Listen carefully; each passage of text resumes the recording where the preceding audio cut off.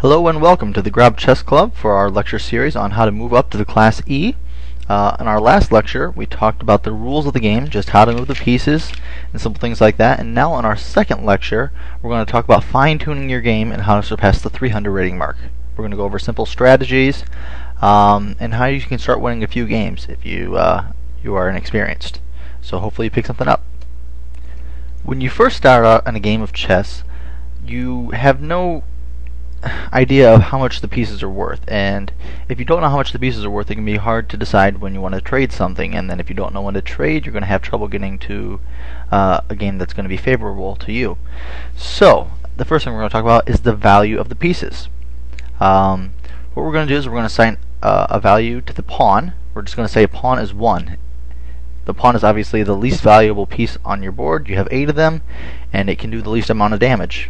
Granted, if it gets to the other side, it can do a lot of damage, but it takes a while for it to get it there. So we're going to say the pawn is worth 1 point. Next, we're going to go with the knights and the bishops. The knights and the bishops are worth about the same amount, and we're going to say they're worth about 3 pawns apiece.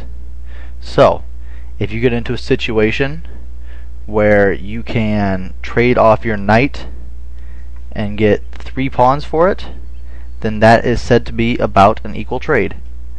It's kind of hard to compose a problem like that, but if you can get 3 pawns for your knight, you should look at it and then just know that a pawn or a knight is worth about 3 pawns, and the same for the bishop.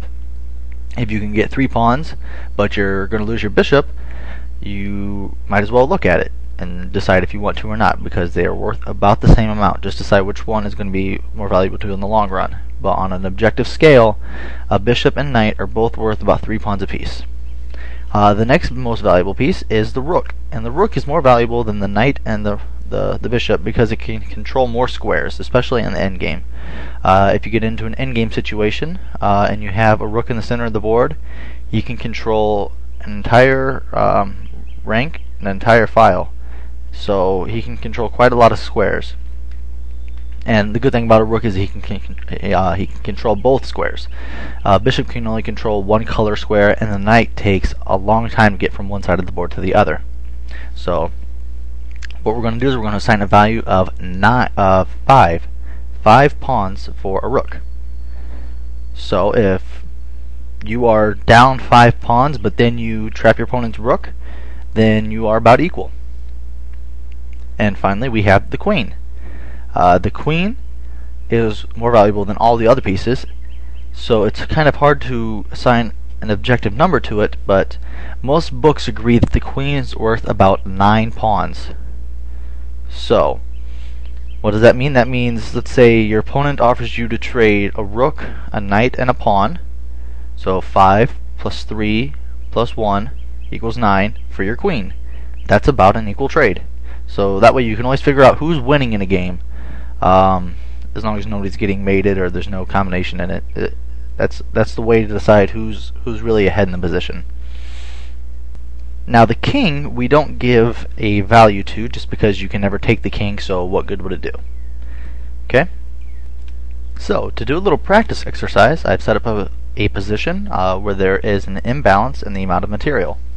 So to decide who's winning, we're going to count how many points white has on the board.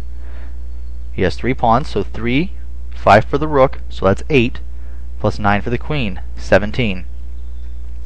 Black has 3 pawns, which equals 3, the bishop, another 3, so we're up to 6, plus the rook, which is 5, so we got 11. Black has 11, white has 17. Therefore, white is winning by about 6 pawns. There should be no reason that white doesn't win this game. Okay? Now, let's say that we have this position. Now, given this position, if it is black to move, we notice that each side has 3 pawns and a rook, but white has an extra queen. So you might be saying, well, white's 9 points up, white is winning. Well, what I said before is about combinations. If there is some way for black to win, then it doesn't matter how much material he has, as long as he wins. So if it is black to move here, black has 1 move checkmate, and the game is over. So even though white is up a complete queen here, the game is lost for him. So that means that even if you're losing a game, you should always maybe play on, just to make, just to give yourself a. If you quit, there's no chance of winning. Whereas if you play on, there's always that little chance that you might. So another example is when we had this position. We had this position in our first lecture about how to play the game, and in this position, if it is black to move, the game is actually a draw, even though he is down a queen. So the reason, if you don't know about stalemating, maybe you should go back and check out the first lecture. So these are just a few examples about the value of the pieces. In other situations where there's no combinations to do, so on and so forth, counting the material is one of the best ways to determine who's winning the game, just to let you know.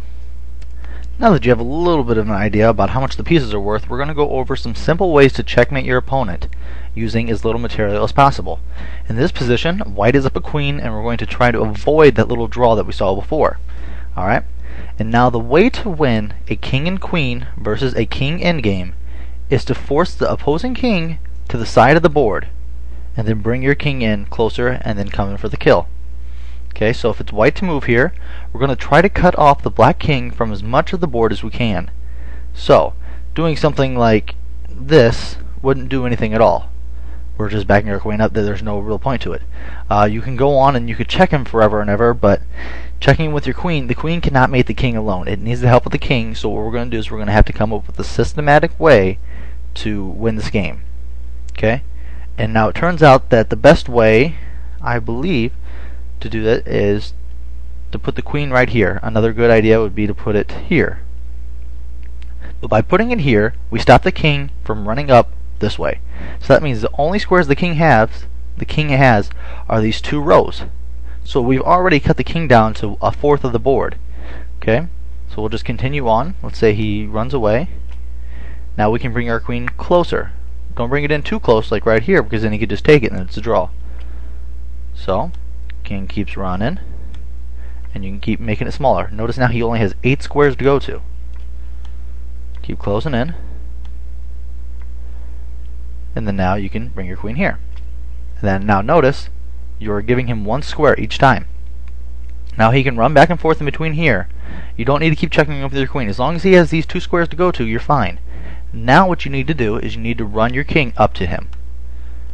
Your king is going to help you out. He only has 1 move. He can't run this way because of the queen, he can't run this way because of the queen, and he can't go into the corner because of the queen. So he just has to keep making back and forth moves.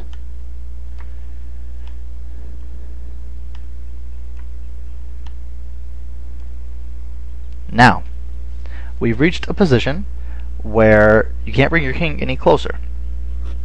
So, one way to do it is to just put your king over to the side, or you can cut him off to even less squares. So now the king has 2 squares to go to. Doesn't matter which one he goes to.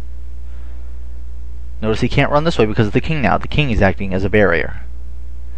And you don't have to do these exact moves. As long as you're forcing the king to the side of the board and then bringing your king in to help out, that's all you have to do. So now, get your king even closer, where these kings are facing each other. And then now the only move black has is to run into the corner. And presto, we have checkmate. Also, so you can see there are several checkmates here. You can go here. You can go a number of places. These are all checkmate. Or even here. So, when you're king and queen against king, you force the king to the side of the board, and then you bring your king up and to help out. And then it's pretty simple. You might have to think about it the first times you do it. You even may want to set up your chessboard and play through it a few times before you move on to the next part of the lecture. You can pause here if you wish.